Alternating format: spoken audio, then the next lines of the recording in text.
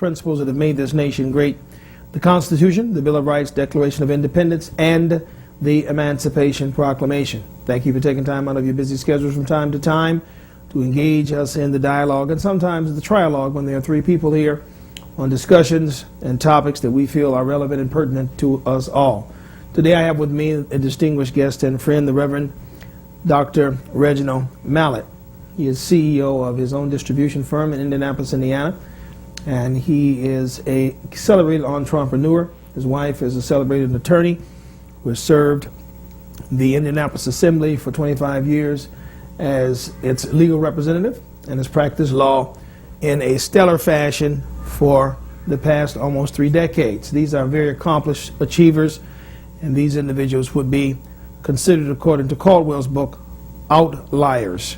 That means they operate outside the box. Reginald Mallott. Yes. Thank you. Thank you Also, you happen to be an African-American Republican, Yes. a person given to free market principles and to the free market system. You believe that profit is good, Yes, sir.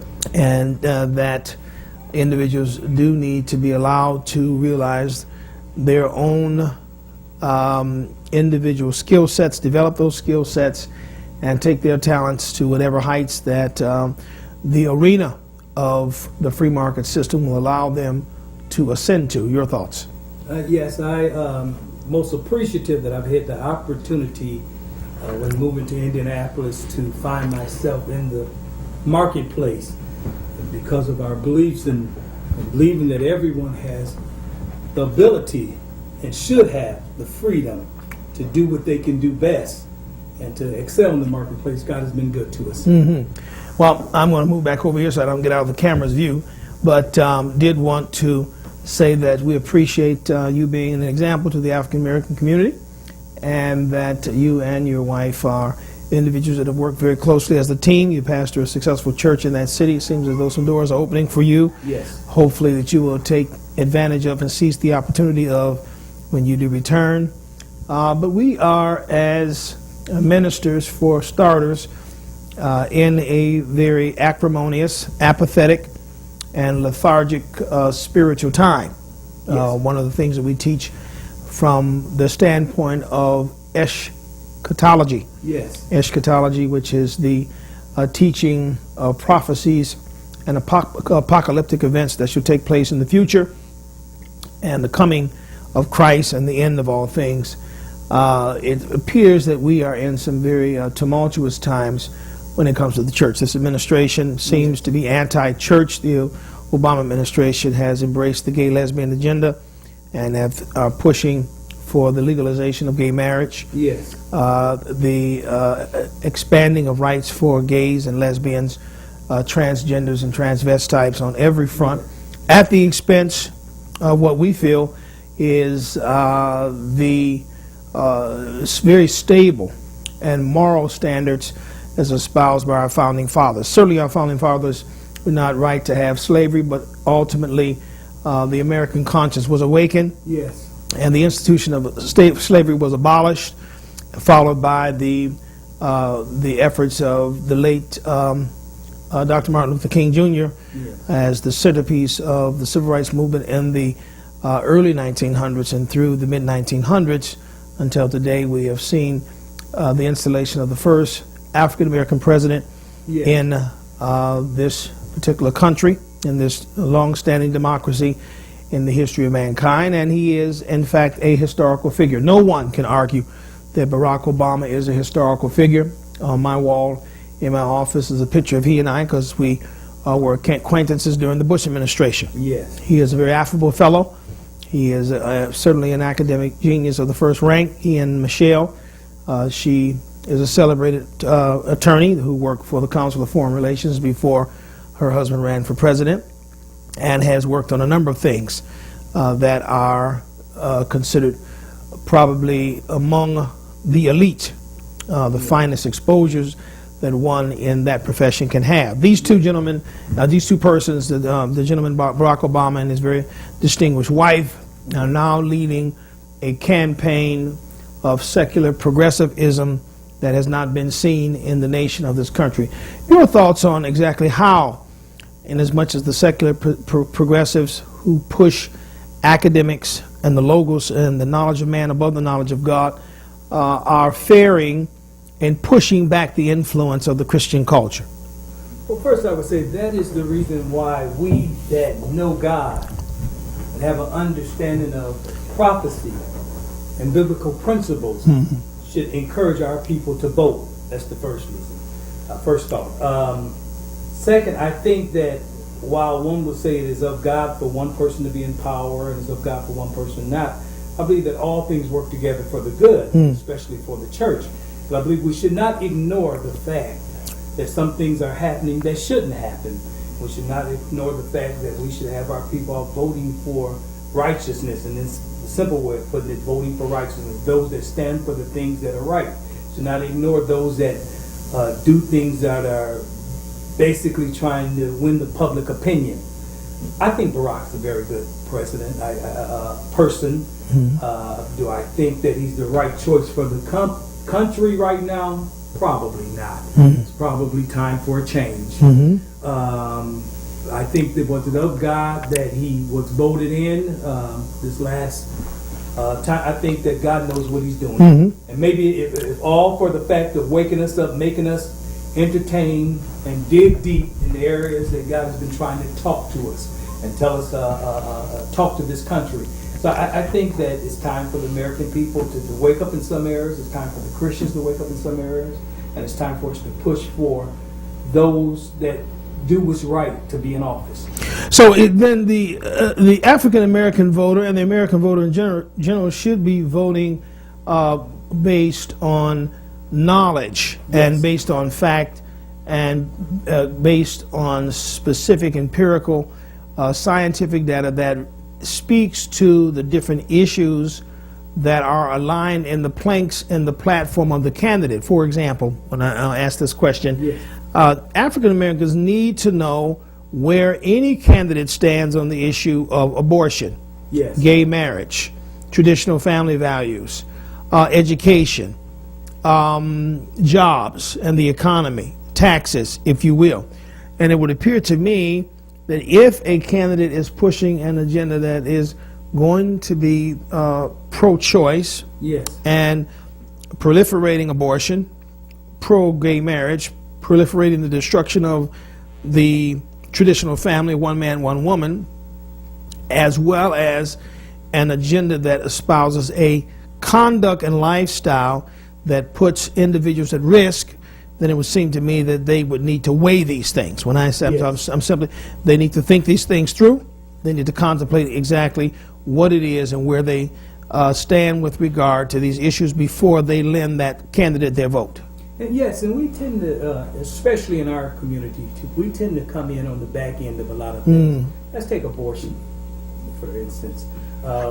In my city, in Indianapolis, you have a lot of people in the African American community complaining that the Hispanic community is growing faster than the African American community. So why would you support somebody that support killing more black babies in the country each day than any other race? Every week there's more black babies aborted in this country than any other race. True. It's wrong. Black children that are future politicians, future teachers, and we tend to overlook that for the sake of, well, he's rewarding me in another area, getting something out of it from another way, so I'll vote for him. We should go by the facts. We should educate our people to read into what's going on. Well, Indianapolis has proven himself, if you will, historically to be a community that is filled for the most part with an abundance of responsible voters. Yes. You all have voted in Mitch Daniels, a very conservative and very forward-thinking Republican. That is your governor. Yes. You've also put Mallott back in office, a Republican mayor. The Honorable Bishop Lambert W. Gates was very kind enough to allow Mallott to speak at his church at the invitation of the Suffolk Bishop Donald Golder. Yes. And it seemed as though they held the politicians to a standard that bears out a track record, saying to all those politicians, whether you be Democrat or Republican, we're not going to put you in office if you do not live up to a set of ethical, economic, and moral standards that are beneficial to our community. It seems like you all have someone mastered that, both as a black and a white community in Indianapolis, and you're to be really heralded as a model versus Detroit. Yes. City of Detroit has foolishly and irresponsibly elected one corrupt politician after another. They have constantly put people in office and tried to blame white suburbs for their ills and the perils that they have brought upon themselves. Kwame was a very affable and close acquaintance of myself. I knew Kwame from the legislature, knew him as mayor. His mother, Carolyn Cheeks Kirkpatrick, was very, very endeared to Republicans in the state of Michigan, helped us immensely in the city of Detroit to accomplish a number of things. They were bipartisan thinking people, but they were surrounded by people who were steeped in a hotbed of corruption. And consequently, the 58 charges that have been brought against him by the U.S. Attorney's Office will not be escaped. He's already done 6 months in prison for contempt of court and for perjury on the stand and a number of other things. And now he's going back before the grand jury to be tried. And most people don't escape a grand jury. Grand jury trials, and when the feds get involved, the feds do not mess around with people. And for that, I have the utmost respect for the feds. I'm not one that believes that the federal government is the panacea or the cure-all for all of our ills, but I tip my hat to the U.S. Attorney's Office when they go in and they seek out, identify, and root out public corruption. Because African American communities can ill afford the embezzlement and the theft and the exploitation and blackmail that has taken place in our communities. In Michigan, we have the following cities that are probably going to have emergency managers. Detroit, the largest one with about 700,000 citizens. You've got Pontiac, you've got Saginaw, you've got Flint, you've got Benton Harbor, Highland Park, you have Ecorse and Inkster, just to mention 8 or 9 cities, all run by African Americans. What is the black person's problem? Why do black folks seem to have a problem fulfilling the public trust? Why is it that when we're given control of things, we seem to run everything in the ground? What's wrong with us? It may be, my opinion is, it may be our community don't hold our leaders to the standard that they should. I was born and raised in Detroit, so I... Oh, yes, I'm sorry. I didn't mean to cast an aspersion on you there. What I was getting ready to say is that I have had... I was born and raised in Detroit, too, by the way. Go ahead. Thank you. I've had the privilege of living in Detroit, so I know a little about Detroit. I went to Indianapolis back in 1983 to finish school. Fortunately, my childhood sweetheart came down to Indianapolis to finish school also. Being there that 4 years, we decided that we're going to stay there. We had a taste of Indianapolis for maybe if it was just an associate's degree, because I actually dropped out of school and went to work.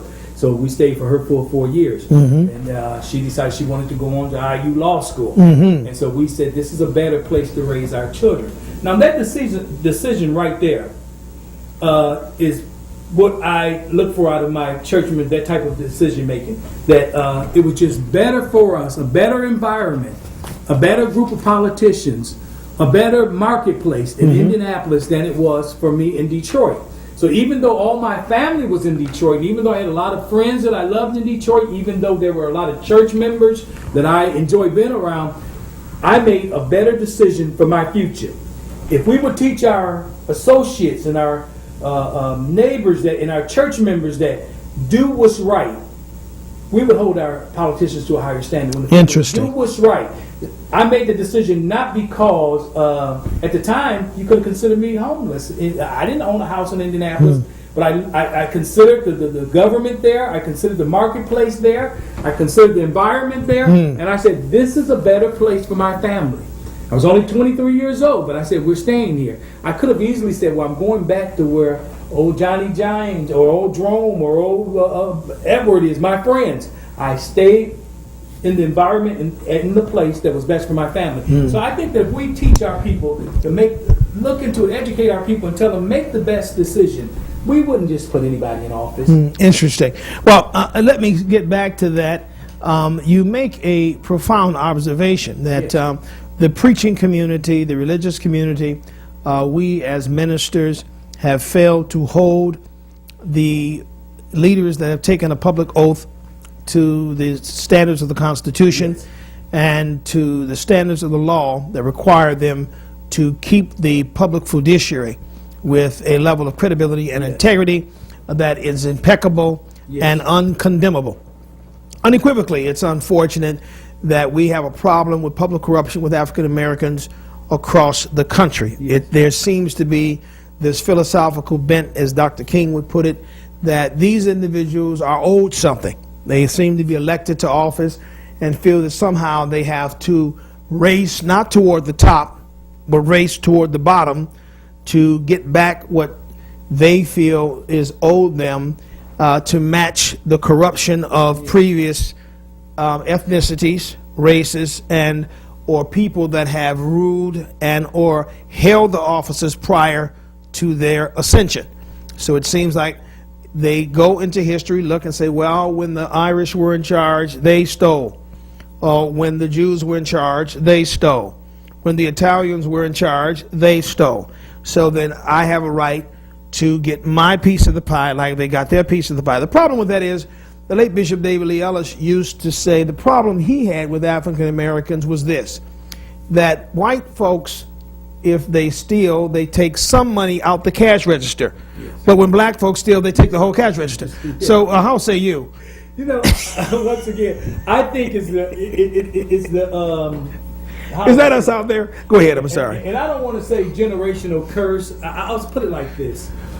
There are things that we did when I come from a family of six brothers. There were 7 guys, 5 girls. Big family. We almost had our own basketball team in the house. Oh, wow. It's a big family. You did have a basketball team. You had a girls and a boys. Yeah. But what we did, we stuck together.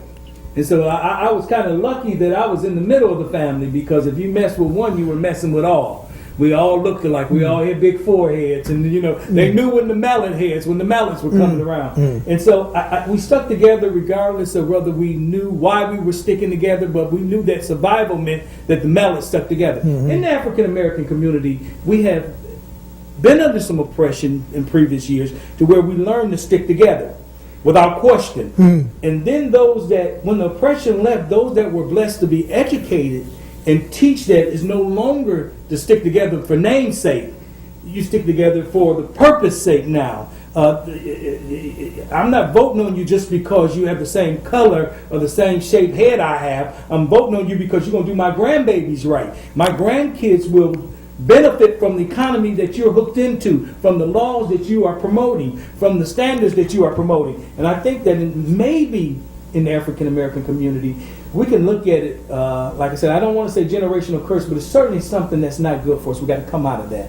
We stick together without cause and without thinking things through. Now, we can blame it on the church because maybe the preachers have more of a say-so in our families than other laymen. And so, but at the end of the day, we have to understand that we don't vote just because of the color of the skin, just because you pronounce words the same way I do, or just because you know some of the same songs, you like this entertainer, and we eat the same kind of food, so I'm voting on you because you like chicken.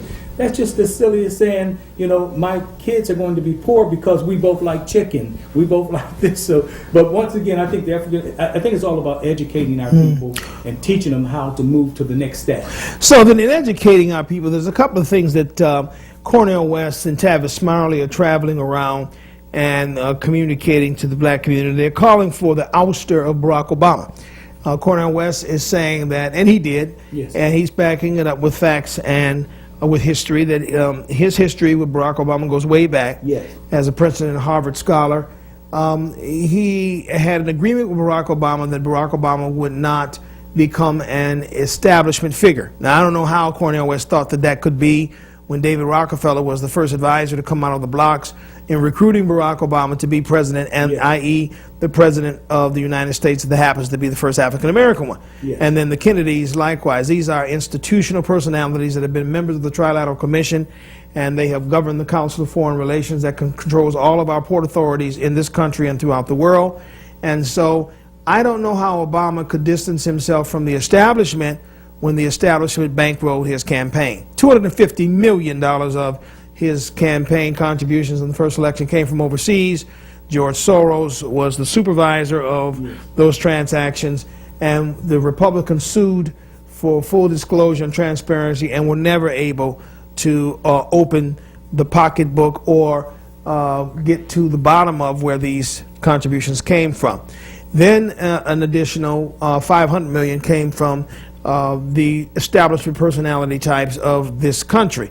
So now he moves into an election where there's approximately $1 billion that are going to come from the Democrat side, probably $750 million on the Republican side. Walter Williams is predicting in this paper he sent me, Walter Williams, the famous, Professor Walter Williams, the conservative who speaks from George Mason University, and states that he feels Barack Obama cannot be defeated, hence because of his relationship with establishment figures. Cornel West is saying that per his agreements with Barack Obama, that Barack Obama promised him that he would do something for poor people. And all of the empirical data across the board with the Urban League concerning the state of Black America shows that African Americans in this country are far worse off since Obama took office than they were before he took office. And when he took office, he made promises that have not been kept. Now, I am not one trying to hold Barack Obama to any particular standards because I did not campaign for him. And no, do I think that he's going to be, or do I think that he should be reelected? I don't think he's lived up to those promises for whatever reasons. Yes. I think that he was sabotaged by his own party. Yes. I think that the Democrats who in the House and the Senate who pushed this health care bill through sabotaged or attempted to sabotage his reelection campaign, because if he had simply put jobs at the front and put health care on the back, he'd be unbeatable, because in working toward increasing jobs, he probably would have been at least halfway there, though his policies are opposed by our party, that is Republicans. He'd be at least halfway there if jobs had been the priority. However, I do believe that when it comes down to Cornel West and Tavis Smiley's position with respect to what their expectations are, their legitimate expectations. The problem is, and here's where I need your input, that we are monolithic voters. Black people, for the most part, vote one party. White people vote Republican, Independent, Libertarian, and Democrat. Black people, 90% of them plus, around 95%, voted for Barack Obama. So we're the ones that are putting our eggs all in one basket in a democratic process that functions with allowing each state to function as a republic that is supposed to be a two-party system. But we're not participating in two parties. We're participating in one party. Does that put us at a disadvantage? Does it not put us at a disadvantage when everyone else is participating in both parties and we're only participating in one party? I think it put us, our community at a disadvantage, but it also put the Republican Party at a disadvantage because we haven't as yet found a way to really penetrate successfully the black community. I can come in here with the high fever, coughing, and you can have the medicine. And I guess I would ask the question, who's the worst? The one that poisoned me or the one that did not give me the antidote to relieve me of these symptoms and take me to another level where I can receive the benefits that are out there for me? So I think that we've had a challenge. Interesting metaphor. Yeah, a challenge in really providing the help that we know is right for those that, the medicine that is right for the people that we should give it to. We've had a hard time making them take it. So your disposition is that the Republican Party is at a disadvantage because it has not actively recruited African Americans as aggressively and as successfully as, in fact, they may have the opportunity to do so. Exactly. And I'll give you an example, Bishop. When I go to football games in Indianapolis, I wear blue because the coats are there. I don't even know half the people on the coast, but I'm a Colts fan because I live there. I live in that vicinity. That's my sector that I live in. So I wear blue, and I'm for Peyton Manning. Now, I know more of the Detroit Lions than I know Indianapolis Colts. Now, I know the Detroit Lions had a better defense, but I went to all the Colts games, and I vote and I push Colts. And so I think that a lot of blacks that we haven't let them know that it's a better lineup on the other team. You're rooting for a team just because your mama rooted for that team, just because your daddy rooted for that team. And so do I blame the person that's poisoned, or do I blame the person that's sitting back with the antidote? It is my job, it is my calling in life, my purpose, to get you to understand what I've been blessed to see. So I put a bigger responsibility, and I take that seriously. I think it's part of my responsibility in my community to get people to understand. Don't get caught up in the hype. I know that it was exciting when President Obama won. It was the first African American. We danced all night. We had the television on all night. History was made, and I was part of it. But now, tomorrow, what about my daughter? Is she going to be on welfare 5 years from now? Okay, the dancing is over. Yes. The party's over. Honeymoon is over. Yeah. I mean, are we going to have jobs? Are we going to be fussing about health care the next 10 years? I mean, did he set us back 4 years, and now we got to spend 4 years even after he leaves trying to straighten out what he did? And so, and sometimes in our community, we prefer the party more than the purpose. That's a good, powerful point. Having said that, in our close, we want to talk about your very scholarly family members, Conrad Mallott. The Conrad Mallott was, I believe, the Supreme Court Justice for a number of years, and I happen to know, I think he served as the chairperson of Sinai Hospital, Sinai Grace in Detroit. He is a very distinguished legal scholar, and he is on the Democratic ticket. But the Mallott family has at least that as one of your trophies of success in terms of career, profession, and academia. Yes. Speak about Conrad Mallott and what you know about Uncle Conrad. And unfortunately, that's a father's cousin. That's so, good. Yeah, so I didn't have too much of a dealing with him. But you know something of his contributions. I know. I kept up. When I went to Indianapolis back almost 30 years ago, I kept up with the Mallott family, and I was very impressed, especially the Supreme Court Justice Mallott. I was very impressed with what they were doing, and I was very impressed that an African American could hold a standard and do the right thing for the state of Michigan. So I was very impressed with that. Even how my father, when he came here from the South, I believe his father came here to teach school. Very well-educated family. And my father and his brothers, they came here from the South, and they've always held a standard in life. And my father raised us right. And like I said, unfortunately, I didn't have the privilege of communicating, having any great communications. I just heard about Conrad, and I kept up with him and all that. But I do know that there's a standard in the Mallott family. I was always impressed with my father being as consistent down through the years as he was. Yeah. Well, you've been listening to ACVN. We're going to cut the interview short. We've been singing the praises of Conrad Mallott, the Conrad Mallott, former Supreme Court Justice. However, we're both Republicans here. We're just trying to be a little more bipartisan in our inclusion of our brothers and sisters. Thank you again for tuning in to ACVN. Thank you for your contributions. God bless you and God love you. And those principles.